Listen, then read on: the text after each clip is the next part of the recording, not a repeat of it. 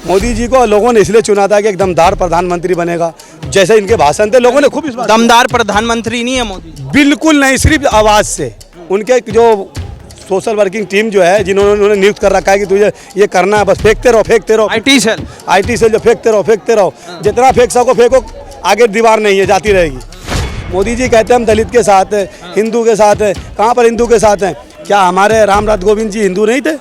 हमारी जो द्रौपदी मुर्मू जी हमारी राष्ट्रपति है, क्या वो हिंदू नहीं है? आप कहते गौ मेरी माता है, आप चलो हमारे गौशाला रोड पे गायें हमारी मिलेगी।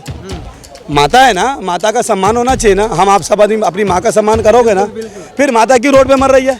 हज़ारों करोड़ रुपए आप दे रहे हो गौशाला को। मोदी जी तो कहते तो है, कहाँ पर करा? उन्होंने कहा मैंने दरभंगा में एम्स बना दिया। हम बिहारवासी हैं और हम पूरी दरभंगा ढूंढ रहे हैं, एम्स का पता ही नहीं है। आप दरभंगा से हैं? मैं दरभंगा से हूँ और मैं पूरी दरभंगा ढूंढ रहा हूँ, एम्स कहाँ पर है? कम से एक फ़ोटो खींच लूँ, कम से कम इमारत ही दिखा देते, डॉक्टर नहीं था तो। ये अरविंद केजरीवाल दिल्ली का लाल लोगों को तीर्थ यात्रा करा रहे हैं, रामेश्वर ले जा रहे हैं, जहाँ जहाँ धर्म स्थल है इनके वहाँ ले जा रहे हैं गरीब आदमी। कैसे? और मोदी जी तो कर सकते थे, वो तो हिंदू भक्त है। वो कहते जी मैं कट्टर हिंदू हूँ, तो फिर हिंदू की आस्था पर क्यों वार कर रहे हो आप? इस तरह से देख रहे हैं इस पूरे प्रकरण को?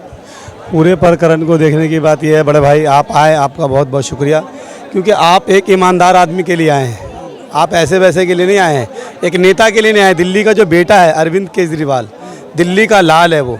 हर माँ, हर बहन, हर बेटा, हर कोई उसको अपना माँ बेटा मानती है, जो उनके उम्र के भाई मानते हैं, कोई पोता मानती है। दिल्ली का लाल है। ये वो चिराग है जिसको कोई बुझा नहीं सकता। ये वो चिराग है जो बीजेपी की कमल इसको बुझा नहीं सकती। ये वो चिराग है। ये चिराग में माँओं की, बहनों की, भाइयों की, बुजुर्गों की, गरीबों की, दलितों की, अति पिछड़े लोगों की, इसके अंदर दिया है। दिया जो दबे कुचले लोगों की दिया होती है ना, वो हवा में भी जलती है। आपने देखा है तूफानों में भी लोग पहले चिराग जलाया करते थे। वो समय है ये, इसे हवा नहीं बुझा सकती। ये बीजेपी की आंधी नहीं बुझा सकती। ये जो कह रहे हैं मेरी आंधी है, मेरी आंधी, कुछ नहीं है। बीजेपी वाले बोल रहे हैं जो कल तक कट्टर ईमानदार की परिभाषा बताते रहे हैं, लेकिन जब शराब नीति के घोटाले मामले सामने हुए तो कट्टर बेईमान पार्टी हो गई। ऐसा है, हम केजरीवाल हैं, हम बेईमान हो नहीं सकते ज़िंदगी में।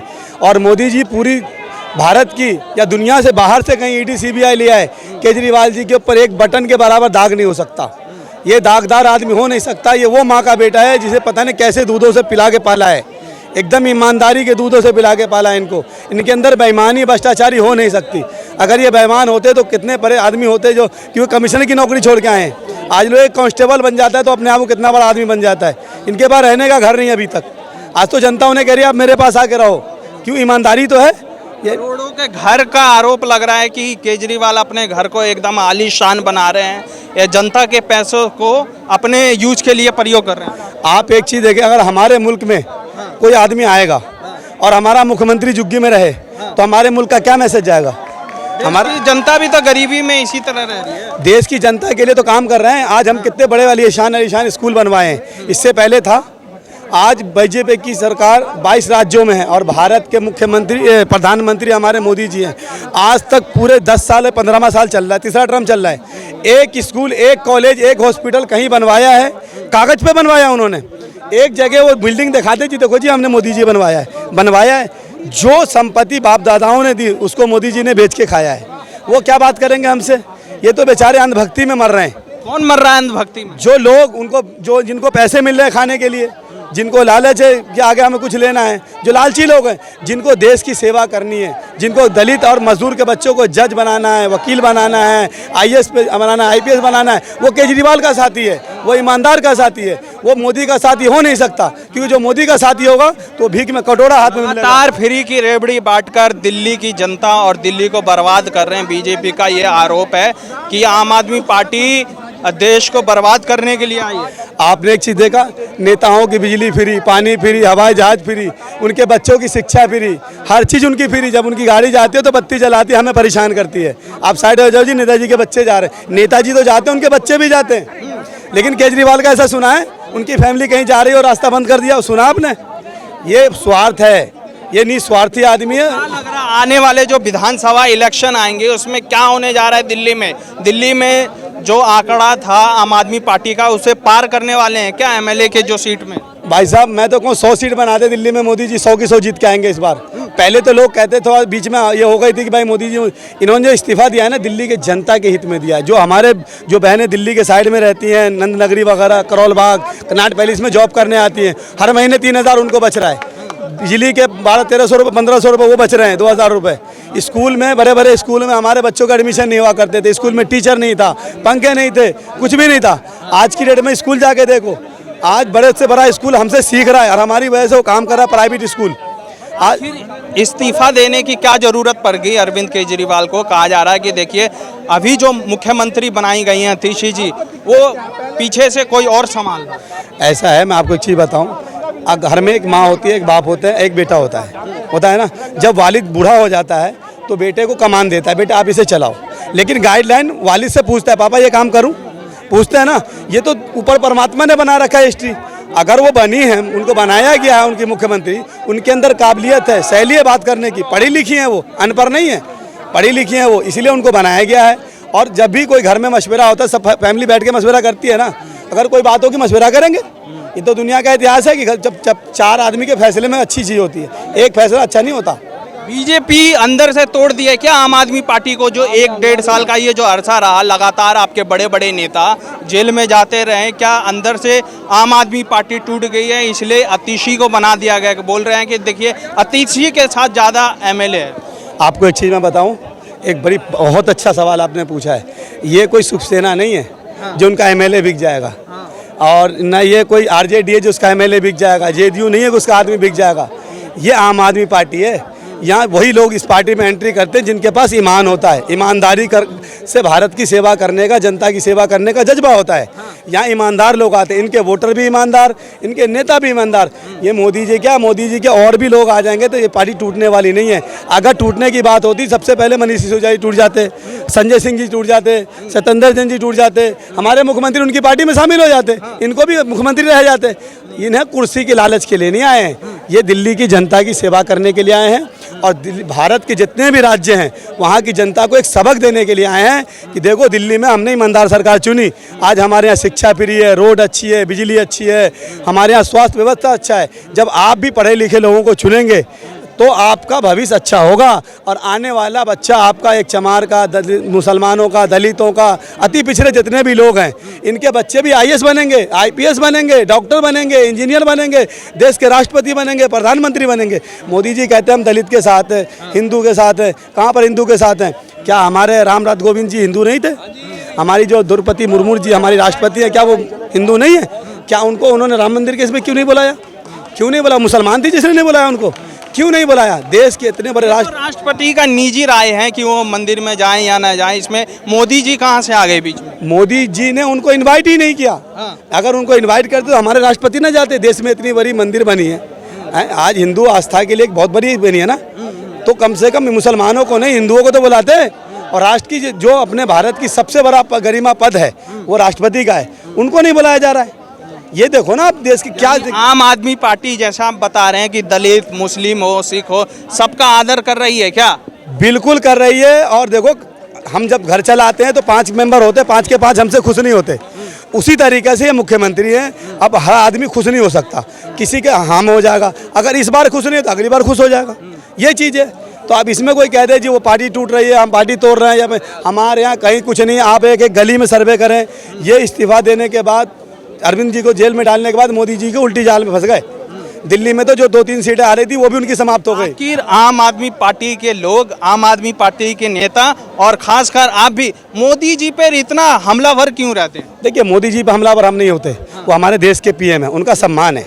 लेकिन जो उनकी नीतियाँ चल रही है ना, जो उनके कार्यकर्ता नीति चला रहे हैं वो सही नहीं चला पा रहे, वो कहीं भी कुछ कर नहीं पा रहे। आप बताओ ना, एक हमारे पीएम है ना, देश के माँ बाप है, पूरा देश उनके हाथ में है ना। उन्होंने देश के लिए क्या करा 10 साल में? मैं तो कह रहा हूँ देश को बढ़ाने के लिए क्या चाहिए? उन्होंने कहा मेक इन इंडिया बनाएंगे। कैसे बनाएंगे? जब हमारा बच्चा पढ़ा ही नहीं होगा, जब हमारे बच्चों के हाथ में आप डंडा देंगे, लाठी डंडा देंगे, ये देंगे कि जाओ आप लड़ाई करो, वो देश तरक्की करेगा? जिस देश की जनता पढ़ेगी वही बढ़ेगी। पढ़ा लिखा आदमी को कोई दबा नहीं सकता। अनपढ़ को तो एक आदमी आएगा जी ऐसे नहीं, ऐसे चले जाओ, ये रास्ता नहीं वो रास्ता है। लेकिन पढ़ा लिखा होगा, मैप खोलेगा, नहीं जी ये रास्ते से चलेंगे हम, इसीलिए देश जब पढ़ेगा तो बढ़ेगा। यही केजरीवाल का सपना है, मनीष सिसोदिया जी का सपना है। आम आदमी पार्टी का, पूरी आम आदमी पार्टी का वॉलंटियर से लेके, कार्यकर्ता से लेके, वोटर से लेके हर एक आदमी का एक सपना है कि हमारा देश पढ़ेगा तो बढ़ेगा। हम पहले भी, हमारी सरहदें कहाँ से लगती थी आप देख लो, ये जितने अफगानिस्तान वगैरह सब हमारा हिस्सा हुआ करता था। लेकिन कहीं ना कहीं हमारे अंदर अनपढ़ थे, हम लोग पढ़ नहीं पाए किसी वजह से। अब हम यहाँ से पढ़ेंगे इंशाल्लाह, इस सारी चौधरी अपनी होगी, हम पढ़ेंगे तो पढ़ेगा इंडिया तो बढ़ेगा इंडिया। हाँ, ये समझिए। ये चीज़ तो मोदी जी भी बोलते हैं। तो मोदी जी बोलते हैं ना, बोलने को तो मैं भी बोलने को कुछ भी बोल जाऊं, लेकिन करके तो दिखाएं। अरे 10 में 4 तो दिखाओ।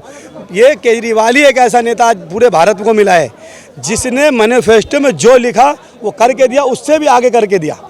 ये देखो ना, मोदी जी तो कहते तो है, कहाँ पर करा? उन्होंने कहा मैंने दरभंगा में एम्स बना दिया। हम बिहार वासी हैं और हम पूरी दरभंगा ढूंढ रहे हैं, एम्स का पता ही नहीं है। आप दरभंगा से हैं? मैं दरभंगा से हूँ और मैं पूरी दरभंगा ढूंढ रहा हूँ, एम्स कहाँ पर है? कम से कम एक फोटो खींच लूँ, कम से कम इमारत ही दिखा देते, डॉक्टर नहीं था तो कुछ भी नहीं, कागज पे। आखिर ऐसा बोल क्यों बोलते हैं? वो इसलिए बोलते हैं ना कि यहाँ लोग पढ़े लिखे कम हैं। वो अपनी टीवी पर 5, 7, 10 लोगों को सेट कर दिया है। कुछ मीडिया में जो सोशल वर्क की मीडिया, उसमें उन्होंने सेट कर दिया है तुम लिखो, क्योंकि हमारे मुल्क में सुनने वाले हैं, पढ़ने वाले बहुत कम हैं। जो जनरल नॉलेज नहीं पढ़ पाते बेचारे, इसीलिए तो उन्होंने स्कूल कॉलेज की फीसें बढ़ा दी, माइनॉरिटी की फीस बढ़ा दी। आप देख लो ना, कोई भी जो संस्था हमारी बनी, मोदी जी को लोगों ने इसलिए चुना था कि एक दमदार प्रधानमंत्री बनेगा। जैसे इनके भाषण थे, लोगों ने खूब इस बात। दमदार प्रधानमंत्री नहीं है मोदी जी? बिल्कुल नहीं, सिर्फ आवाज़ से।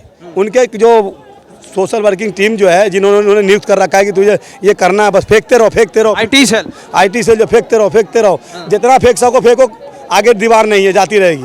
वही चीज़ है, अगर दीवार होती तो जो फेंकते हैं ना, वो कहते देखो जी ये इमारत मोदी जी ने बनवाई है, ये देखो जी बीजेपी आने के बाद ये संस्था बनी है। कहाँ बनाई है आप बता दो। आप कहते गौ मेरी माता है, आप चलो हमारे गौशाला रोड पे गायें हमारी मिलेगी। माता है ना, माता का सम्मान होना चाहिए ना। हम आप सब आदमी अपनी माँ का सम्मान करोगे ना, फिर माता की रोड पे मर रही है। हज़ारों करोड़ रुपए आप दे रहे हो गौशाला को, आज चलो हमारे गौशाला रोड पे मैं ले चलता हूँ आपको। गायें मर रही है हमारी रोडों पे, आप कहाँ व्यवस्था आपकी?